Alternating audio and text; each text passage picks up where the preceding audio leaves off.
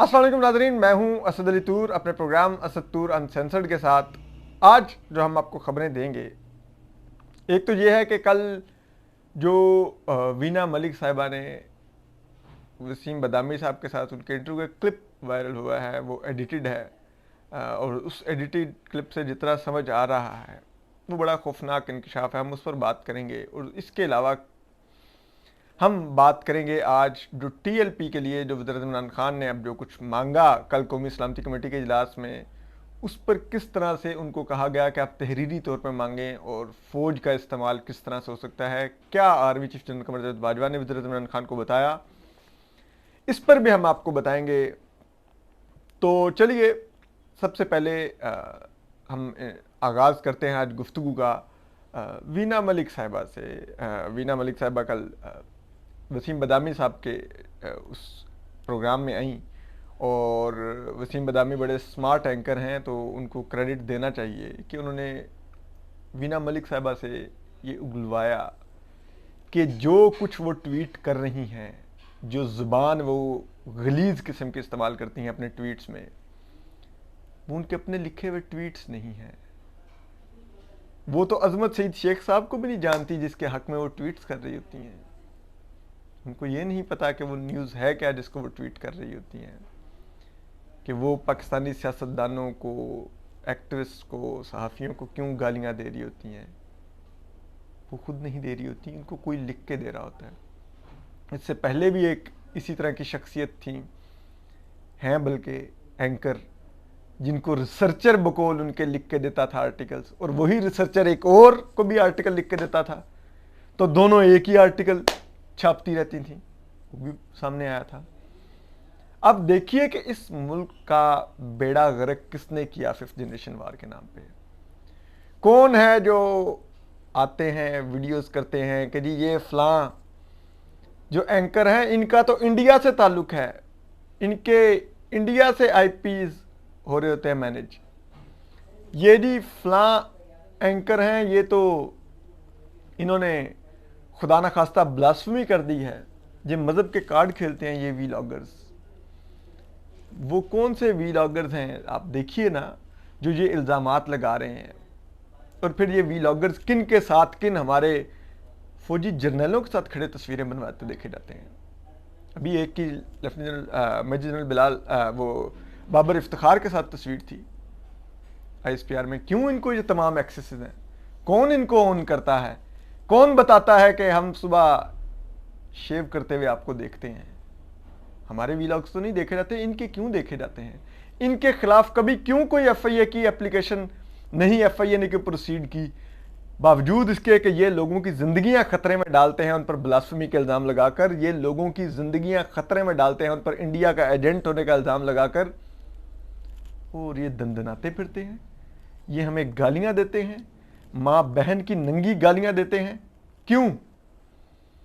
हमें बताया जाता है इस मुल्क पे फिफ्थ जनरेशन वार बाहर से मुसल्लत है, इस मुल्क के अंदर से मुसल्लत है, इस मुल्क के इदारों ने मुसल्लत कर रखी है। ये हमें जवाब देना। हमारे टैक्स का पैसा इतना अर्जा है, क्या हम इस मुल्क के शहरी नहीं हैं? हमारे से ज्यादा मुहिब्बे वतन यहां पर लोग आ गए हैं जो ठेकेदार बन गए हैं, जो हमें बताएंगे कि फिफ्थ जनरेशन वार लड़नी है और आप सब लोगों को हमने गद्दार कहना है, आपको घरों में घुस के मारना है, आपको गोलियां मारनी है, आपको अगवा करना है। क्यों? किस लिए यह सब कुछ होता है? इसलिए कि हम सवाल पूछते हैं कि आप अपने हल्फ की खिलाफ वर्जी कैसे कर सकते हैं, आप अपने आईनी मैंडेट से बाहर कैसे जा सकते हैं, आप आइन तोड़ कैसे कर सकते हैं, आप सियासत में हिस्सा कैसे ले सकते हैं, आप हुकूमतों के तख्ते कैसे उलट सकते हैं, आप हुकूमतें बना कैसे सकते हैं, आप टीएलपी जैसी तंजीमें कैसे बना सकते हैं। हम ये पूछते हैं। हम ये पूछते हैं कि आप अगर कोई मोअज़्ज़िज़ जज आपके सियासी किरदार पर टीएलपी जैसी तंजीमें इंतहा पसंद बनाने पर आपके खिलाफ फैसला दे, तो आप बजाय उस फैसले पर अमल दरामद करने, उन अफसरान के खिलाफ कार्रवाई करने के खिलाफ आप उस जज के खिलाफ रेफरेंस दायर करते हैं। हम ये पूछते हैं तो आप हम पे इल्जाम लगाते हैं हम बैरूनी फंडेड हैं। हम आप फिफ्थ जनरेशन वार लड़ रहे हैं। फिफ्थ जनरेशन वार आप लोग लड़ रहे हैं। आपने इस मुल्क में मुसल्लत किया अपने कारोबारी माली मुफादात, अपने गैर आइनी इकदामात के तहफ़्फ़ुज़ के लिए। आप लोगों ने फिफ्थ जनरेशन वार मुसल्लत किया और ऐसे लोग छड़े हैं जिन्होंने हमारे माशरे का पूरा निज़ाम बर्बाद कर दिया, हमारे माशरे की सोच बर्बाद कर दी, पूरी की पूरी एक नौजवान नस्ल गालियों पर लगा दी। कितने लोग होंगे जो वीना मलिक से इंस्पायर होकर सोशल मीडिया पर आके गालियां देते हैं हम लोगों को? कभी सोचा है आपने क्या किया है आप लोगों ने इस मुल्क के साथ सो कॉल्ड मुहिब्बे वतनी के नाम पर? कोई तो हमें जवाब दे आज इस चीज का, कोई तो हमें हिसाब दे, किसी के तो अकाउंटेबिलिटी करें। ये इस मुल्क के साथ किया क्या जा रहा है? हम बगैर कोई ज़रई रकबा, कोई कमर्शियल प्लाट, कोई घर बंगला अपने नाम करवाए इस मुल्क के साथ मुहिब्बे वतन है। हमें कोई रिटायरमेंट पैकेज नहीं मिलने, लेकिन हम इस मुल्क में रहते हैं, इस मुल्क के साथ मुहिब्बे वतन है, इस मुल्क से प्यार करते हैं। जिस तरह आप इस मुल्क की माओं के बेटे हैं, हम भी इस मुल्क की माओं के बेटे हैं।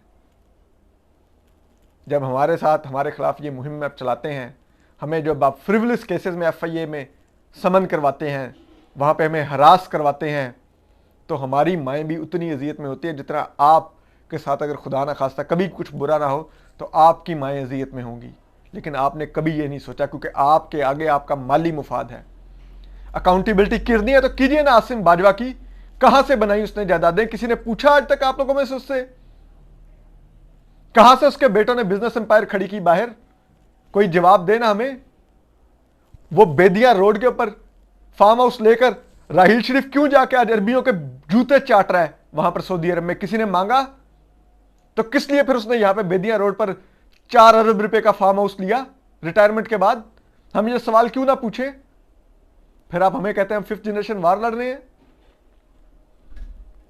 कोई तो हमें हिसाब दे।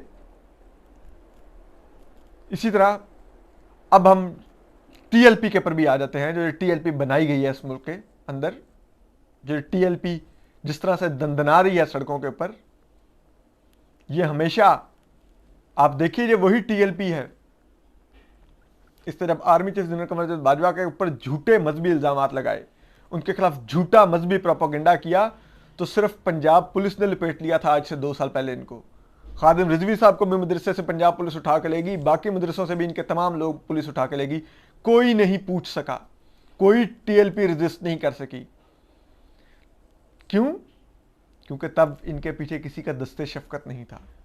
और अब देखिए ये 10 पुलिस एहलकार शहीद कर चुके हैं पिछले 3 दिनों में। GT रोड पिछले 1 हफ्ते से बंद है। अब रेंजर्स बुलाई गई है और आखिरी मार का जेलम लड़ा जाएगा, उसके बाद ये इस्लामाबाद पहुंचेंगे। तो अब TLP को क्यों नहीं पंजाब पुलिस कंट्रोल कर पा रही? अब TLP क्यों एकदम से इतनी ताकतवर हो गई है? बताए ना कोई हमें। क्या हमें समझ नहीं आती कि TLP को हवा कौन देता है? TLP का जन हमेशा बोतल से कौन निकालता है? TLP के मुर्दे में हमेशा जान कौन डालता है? अब फिर एक क्राइसिस क्रिएट है। हाइब्रिड रजीम का सेम पेज अलग हो चुका है। तब TLP बाहर आ चुकी है, अब वो दंदनाती आ रही है। देखिए क्या होता है। कल वज़ीर इमरान खान ने, अब ज़राए बता रहे हैं कि कौमी सलामती कमेटी के इजलास में कहा कि जहाँ पर एक तो उन्होंने कहा कि हम साद रिजवी को नहीं छोड़ेंगे, दूसरी तरफ उन्होंने कहा कि हम स्टेट की रिट हर सूरत में इस्टेब्लिश करनी है, तीसरा उन्होंने कहा कि फ्रांसीसी सफ़ीर के मामले पर अब कोई मजीद मुआहदा नहीं होगा। तो पहली बात है, फ्रांसीसी सफ़ीर तो मुल्क में ही नहीं है, पाकिस्तान में है ही नहीं कोई फ्रांसीसी सफ़ीर। तो फिर ये TLP को किसने कहा कि आप फ्रांसीसी सफ़ीर के मुतालबे के नाम पर बाहर निकलें? किसने उनको ये कहा? कोई बताए ना। अब वज़ीर इमरान खान ने ज़रा ये बताते हैं कि उस इजलास में ये भी मांगा कि हमें फ़ौज दी जाए। तो उनको बताया गया कि अगर फ़ौज आएगी तो बगैर हथियार के नहीं आएगी, क्योंकि ये नहीं अफोर्ड किया जा सकता कि फ़ौज का अदारा बिल्कुल पसंद नहीं करेगा कि पुलिस वालों की तरह हमारे फ़ौजी जवान जो हमारी माओं के बेटे हैं, वो भी जिस तरह हमारी पुलिस वाले भी हमारी माओं के ही बेटे हैं, वो सड़कों पर TLP से मार खा रहे हों, लाठियाँ खा रहे हों, पत्थर खा रहे हों। तो अगर आपको फ़ौज चाहिए तो फ़ौज हथियार के साथ आएगी और आप इन राइटिंग देंगे कि फ़ौज गोली चलाएगी अगर उसके ऊपर कोई इस तरह का हमला हुआ। तो अगर आपको याद हो, माजी में जब जुल्फ़िकार अली भुट्टो की हुकूमत ने 70s में लाहौर में फ़ौज तलब की थी मुजाहरे कुचलने के लिए और गोली चलाने का भी कहा था, तो फ़ौज ने इनकार कर दिया था और एक ब्रिगेडियर साहब रिज़ाइन कर गए थे फ़ौज से कि मैं गोली चलाने का हुक्म नहीं दूंगा, क्योंकि फ़ौज कभी भी पंजाब में गोली नहीं चलाती, यानी कि मतलब शहरियों पर गोली नहीं चलाती। तो ऐसे हालात में वज़ीर इमरान खान फ़ौज मांग रहे हैं और फ़ौज ने बता दिया है कि फ़ौज बगैर हथियार के सड़कों पर नहीं आएगी, और ये भी उनसे कहा गया कि तहरीरी समरी दें आप कि आप क्या चाह रहे हैं। और हमने आज से 2 रोज़ कबल आपको बताया था अपने वीलॉग में कि अब इस्टेब्लिशमेंट ने राउंड 2 में डिसाइड किया है, जबकि सेम पेज ख़त्म हो चुका है, कि अब वज़ीर-ए-आज़म इमरान खान की ख्वाहिशात उनके वर्बल अहकामात पर पूरी नहीं की जाएंगी। अब सब कुछ इन राइटिंग मांगा जाएगा, क्योंकि इन्होंने भी समरी इन राइटिंग ही मांगी है DGI-SI की तैनाती की। तो अब क्योंकि हालात व वाक़यात बदल चुके हैं, 3 साल बाद हाइब्रिड रजीम में सब ने अपनी अपनी लकीरें खींच ली हैं और सब अपनी अपनी लकीर के पीछे बैठ के ही बात करेंगे। कोई लकीर से बाहर निकल के आउट ऑफ वे जाके एक दूसरे को ओब्लाइज नहीं करेगा। तो इन नए हालात में वज़ीर-ए-आज़म इमरान खान को TLP का सामना है, जबकि एक ऐसे हालात में जब महंगाई अपने अरूज पर है, पेट्रोल मजीद 8 रुपये महंगा करने जा रही है ये हुकूमत, और IMF से मुआहदे को रिवाइज करने के लिए 4 रुपये मजीद पेट्रोलियम लेवी बढ़ाने जा रही है। ये आलमी कीमतों को इल्ज़ाम देते हैं कि उसकी वजह से पाकिस्तान में पेट्रोल महंगा होता है। असल में ये पेट्रोलियम लेवी बढ़ा बढ़ा के पेट्रोल महंगा कर रहे हैं। और आप देखिए, मुल्क में पैदा होने वाली अशिया खुर्दोनोश जो सब्जियां और फ्रूट हैं वो भी महंगे हो रहे हैं, उनका क्या आलमी मंडी से ताल्लुक है? तो एक महंगाई के इस तूफान के अंदर, जो कि वज़ीर-ए-आज़म इमरान खान की मिस गवर्नेंस और फेल्ड गवर्नेंस के नतीजे में सामने आया है, अब वो गवर्नेंस का मेल्ट डाउन होने जा रहा है, जबकि सेम पेज ख़त्म हुआ है। अब ना TLP कंट्रोल हो रही है, ना गवर्नेंस हो पा रही है, ना ही अपोजिशन आने वाले दिनों में कंट्रोल होगी।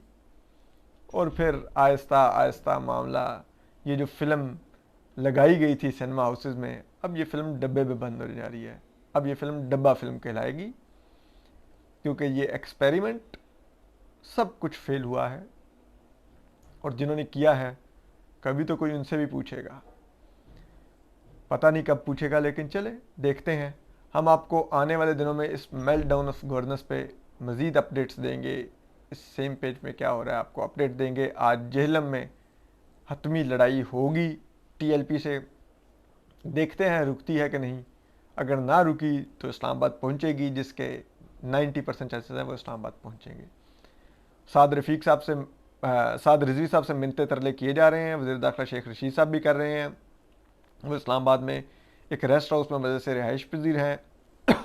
आज सुन्नी उलमा का जो बरेलवी सेक्ट के हैं उनका एक वफद जा रहा है, और अब तक शायद पहुंच चुका होगा, मुज़ाकरात कर रहा होगा, क्योंकि साद रिजवी और तहरीक लब्बैक पाकिस्तान का ताल्लुक बरेलवी सेक्ट से है, तो जो कि पाकिस्तान का सबसे बड़ा सेक्ट है। और आप देखिए कि अगर बरेलवी सेक्ट हथियार उठाएगा जब, तो फिर TTP तो कुछ भी नहीं थी।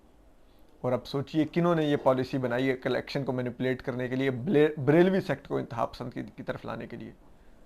इसके नताइज गैर मामूली हैं, ये पाकिस्तान की रियासत की बुनियादें हिला देंगे। तो क्या जिन्होंने ये बुनियादें हिलवाई हैं उनका भी कोई हिसाब करेगा, उनसे भी कोई हिसाब लेगा, उनकी कोई अकाउंटेबिलिटी करेगा? 74 साल से तो नहीं हुई, आगे देखते हैं क्या होता है। अपना ख्याल रखिए, सलामत रहिए, अल्लाह हाफिज़।